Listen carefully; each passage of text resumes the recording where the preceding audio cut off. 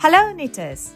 In this video, I'm going to show you a magic ring cast on that gives you a very neat center and importantly makes it easy to cast on either an even or odd number of stitches without worrying about how the last stitch behaves. This sample here is casted on using two-stranded German cast on. And because I started with 8 stitches, there is an opening in the center. And when I close that gap, it leaves a small knot right in the middle. A magic ring cast on the other hand, gives you a very neat center and makes your circular knitting look much more professional. For this tutorial, I'll show you my version of the magic ring cast on using the knitting needle. It allows you to cast on even or odd number of stitches very easily without ending up with an awkward yarn over as your final stitch. It solves a small but annoying problem very neatly.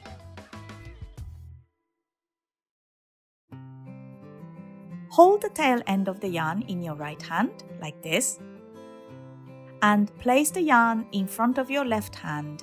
Make a ring like this. Then, with your knitting needle, pull a loop using the tail end of the yarn, like this. And that will be the first stitch. And this is how I hold it, in between the little finger and the ring finger, front to back, all the way around between the first finger and thumb. And I like to put my ring finger in the ring, and with my thumb and middle finger I hold the upper side of the loop like this.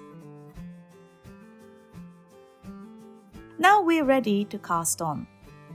So you're going to repeat yarn over, knit 1 into the same loop until you have the right number of stitches you want.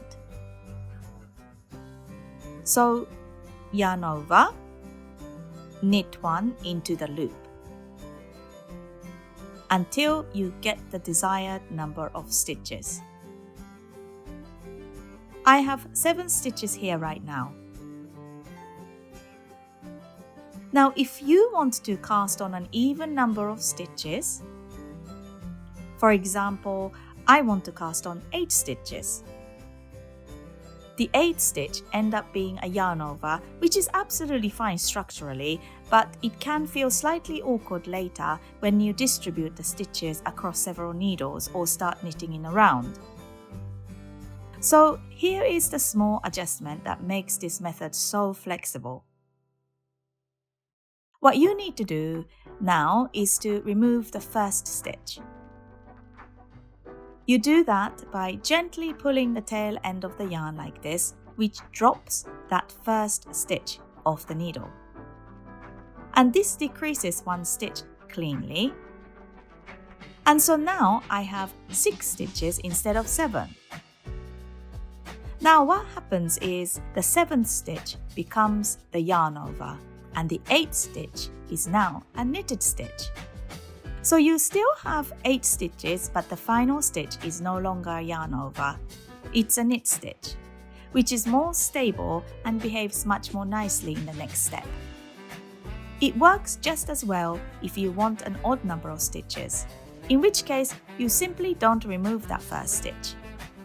Usually I pull the tail end of the yarn first to close off the center, but here I'll distribute the stitches first and then tighten the center.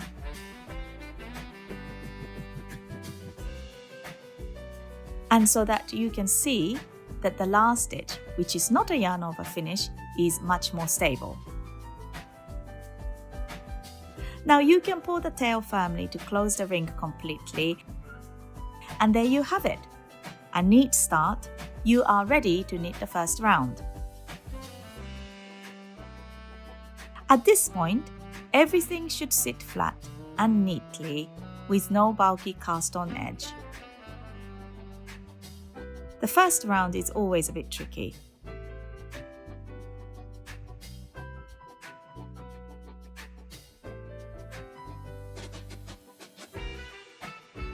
Now I've knitted a couple of rows and I'm going to tighten the center again.